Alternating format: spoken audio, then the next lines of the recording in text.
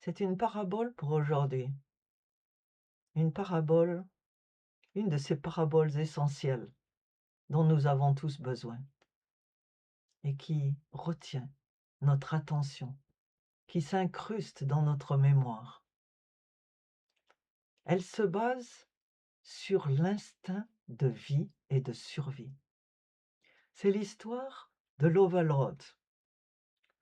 Vous connaissez ce nom de code qui désigne l'opération du jour J, la libération dans la Seconde Guerre mondiale.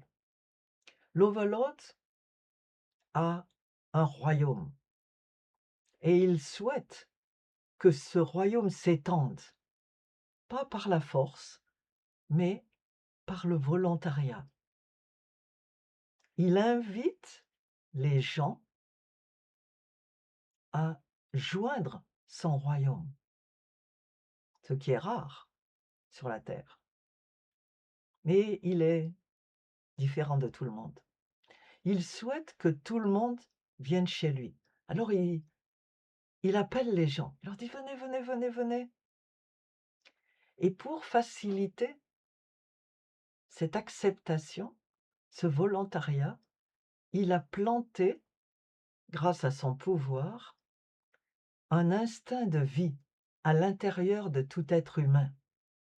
Ce que nous connaissons généralement sous le nom d'instinct de survie. Vous savez que c'est une force fondamentale, naturelle, automatique, parce qu'elle ne dépend pas de notre réflexion ou de notre volonté. C'est une force qui existe également chez les animaux. Et elle pousse tous les êtres vivants à se préserver, à survivre face aux dangers et à se reproduire. Cet instinct s'exprime à travers des comportements indispensables au maintien de la vie, comme la recherche de la nourriture, la défense ou la reproduction. Quand on a faim, ce n'est pas qu'on a décidé de manger. Si vous ne mangez pas, à la fin, vous aurez faim. Si vous ne buvez pas, vous aurez soif à un point. Et après, c'est à vous à décider si vous allez manger ou boire. Mais cet instinct se manifeste. Ensuite, c'est donc une réaction rapide et involontaire pour échapper au danger physique. Par exemple, si quelqu'un veut vous battre, vous allez automatiquement lever vos bras pour vous protéger. C'est un instinct d'autoconservation, de protection de son intégrité physique et mentale d'ailleurs. C'est un élan vital, une pulsion vers l'action, vers la reproduction, vers l'évolution et le développement personnel. Et cet, cet instinct se trouvait dans tout le monde, dans tout homme, toute personne humaine, tout être vivant. Et l'Overlord comptait et compte bien que cet instinct va parler à ceux qui l'invitent. Il a invité ces hommes à aller dans la rue, à appeler les gens sur la place publique: «Venez, venez, tout est là pour vous, un banquet a été préparé». Mais quelque chose cloche. Un homme lige de l'Overlord a décidé de se rebeller. Et depuis sa rébellion, il se promène dans la rue lui aussi, et il ne veut pas, surtout pas, que les êtres vivants, les humains, profitent de cette invitation. Alors, que faire? Il essaye d'attirer et il utilise une arme, celle du doute, celle du mensonge, celle de la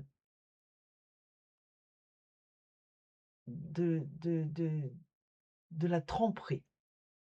Il arrive derrière, il essaye de persuader les gens en leur racontant des bobards. Et à mesure que les gens viennent sous sa coupe, il faut les persuader de rester là. Et il a maintenant une arme puissante et funeste. C'est la génétique. Pas la génétique physique, mais sa génétique à lui. Il tord et bricole l'instinct de vie. Cet instinct qui nous pousse à aller vers le royaume de l'Ovalot. Cet instinct, il essaye de le transformer. Et lui, ce qu'il a créé, c'est l'instinct de mort.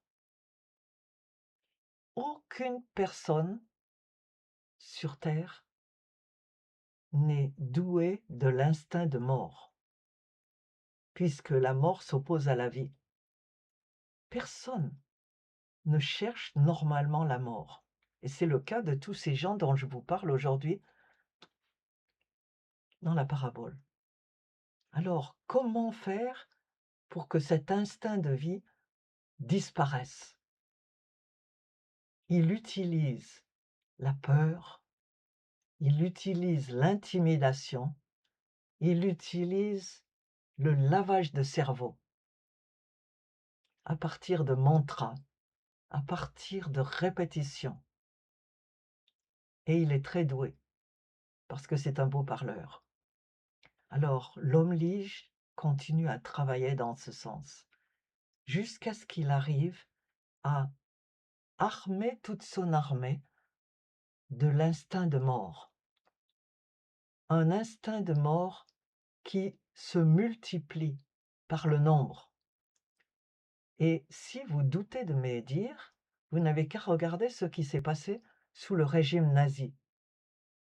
Comment comprendre que toute une armée, les 3/4 d'un pays au moins, soient devenus des robots au service de l'instinct de mort, qui les poussait non seulement à mourir, mais aussi à tuer. Et ensuite, quand cette armée, mue par l'instinct de mort, est prête, il leur donne son projet, ses ordres de marche. Et quels sont-ils? 1. La migration. Pénétrer le royaume de l'Ovalod. 2. Une fois que vous y êtes, population. Multipliez-vous.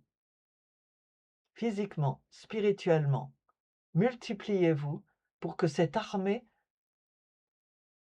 écrasée par la peur, par la soumission, soit maintenant une machine à tuer. Ensuite, troisième point, troisième stade, l'agitation. Criez, faites du bruit, protestez. Cherchez à empoisonner, tromper,